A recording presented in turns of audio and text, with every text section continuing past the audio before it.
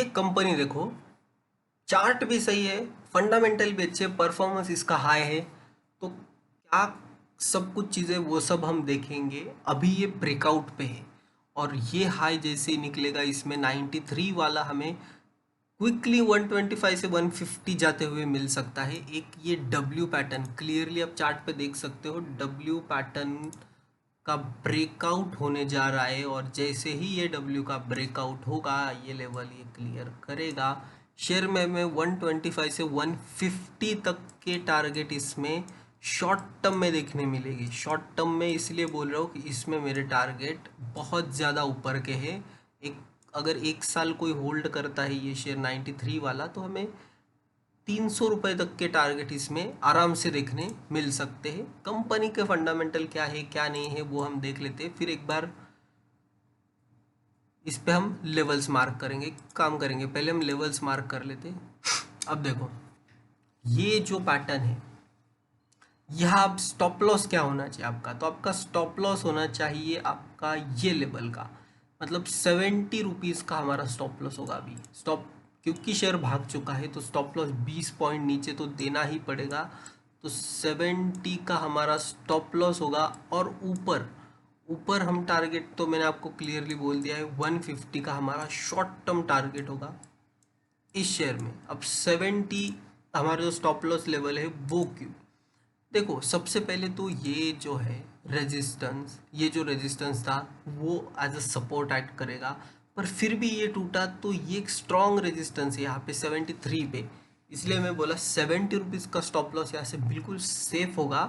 और ऊपर हम टारगेट 150 तो मैंने बोला है, 50 पॉइंट्स अप, और उसके बाद तो बहुत ऊपर का टारगेट भी इसमें हम आते हुए देखेंगे। अब इसके फंडामेंटल देख रहे हैं। कंपनी का नाम है गुजरात केम डिस्टिलरी डिस्टिलर्स इंडिया लिमिटेड। बहुत छोटी कंपनी है, 15 करोड़ की सिर्फ कंपनी है। स्टॉक का पी महंगा है, 377 का पी है, जो कि महंगा है। बुक वैल्यू 27, अभी ट्रेड कर रहा है 93 पे, और फेस वैल्यू इसकी 1 है। इसमें स्प्लिट आ चुका है ऑलरेडी, इसलिए इसकी फेस वैल्यू कम है। अब कंपनी का जो मेन काम है वो केमिकल मैन्युफैक्चरिंग है। अभी इनका जो मैन्युफैक्चरिंग कौन से करते हैं, तो selling of industrial alcohol, acetyl anhydride, ये सब केमिकल जो कंपोनेंट्स है वो कंपनी करती है। कंपनी का रेवेन्यू देखो, local sale 70%, commission sale 11% and other income 19%। Cocoa powder से 72% रेवेन्यू आता है, मतलब FY22 में कोकोआ पाउडर से 72% और कार्बोस से 28% का इनका टोटल रेवेन्यू आया है। अब प्रेफरेंशियल वारंट इनका हो चुका है on April 24, 20 the company issued 40 lakh warrants at ₹30 to promoters and non promoters of the preferential basis. तो 40 लाख वारंट्स इनके इशू किए गए हैं April 24, 2023 में। तो ये एक बात है। अभी इनके जो प्रमोटर है ये देख सकते हो मिस्टर, चलो ये तो आगे देख लेते हैं। अपने 50-200 DMA के ऊपर देखो, 50 DMA तोड़ा पर 200 से क्या सपोर्ट लेके भागा है शेयर, 200 DMA से सपोर्ट लेके ऊपर की तरफ गया है। इनका ऑपरेटिंग प्रॉफिट देखो, सब नेगेटिव ऑपरेटिंग प्रॉफिट है।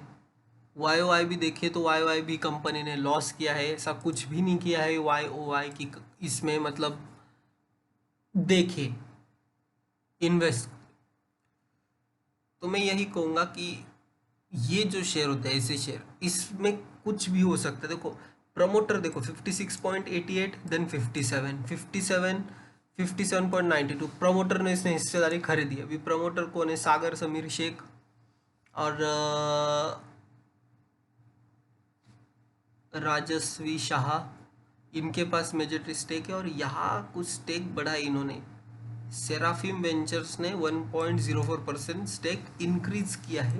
DII 0.12% है और पब्लिक के पास 41.96 है। इसमें देखना पड़ेगा कि एक्चुअल पब्लिक में कितना स्टेक गया है, ये हमें टिकर टेप पे पता चलेगा। तो एक बार हम ट्रेड्स में देख लेते हैं, यहाँ कुछ बल्क डील, ब्लॉक डील्स। तो देखो ये शेयर कहाँ पे ट्रेड कर रहा था, 498 पे कब था, 4 मई 22 को 498 पे था, वहाँ से उसने स्प्लिट दिया है और फिर ये नीचे आया था।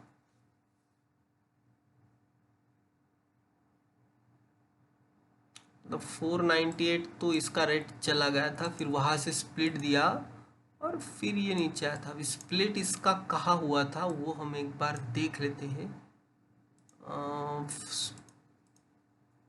इन्होंने तो 4 मई को किया था ना, 4 मई मतलब 4 मई 20 मतलब यहाँ कुछ स्प्लिट आया था, उसके बाद फिर से शेयर भाग गया था जोर से। अच्छा तो चलो, ये तो शॉर्ट टर्म के आपको मैंने टारगेट और स्टॉप लॉस जो है वो बता दिए। टिकर टिप के हिसाब से परफॉर्मेंस हाई है इसका, वैल्यूएशन हाई, ग्रोथ लो, प्रॉफिटेबिलिटी हाई है कंपनी की। तो यहाँ देख सकते हो मिक्स सा स्ट्रक्चर है, कभी ज़्यादा प्रॉफिट लॉस ऐसा। तो ओवरऑल स्टडी करो फिर सोचना इसमें इन्वेस्ट करने का। अब देखो यहाँ ये जो प्रॉब्लम है, ये मैं बोला था 57% तो ठीक है, बट रिटेल देखो कितने, रिटेल 41.67% रिटेल है, जो कि मुझे सबसे खतरनाक चीज़ लगती है कि जहाँ रिटेल ज़्यादा हो वहाँ खतरा ज़्यादा। और 41.67% रिटेल मतलब मैं तो कहूँगा इससे थोड़ा सा अगर बच के रहे तो ही अच्छा होगा, क्योंकि जहाँ रिटेल ज़्यादा है वो स्टॉक पे मुझे भरोसा नहीं है। तो ये क्लियर मेरा कहना है कि ऐसे स्टॉक से बच के रहो।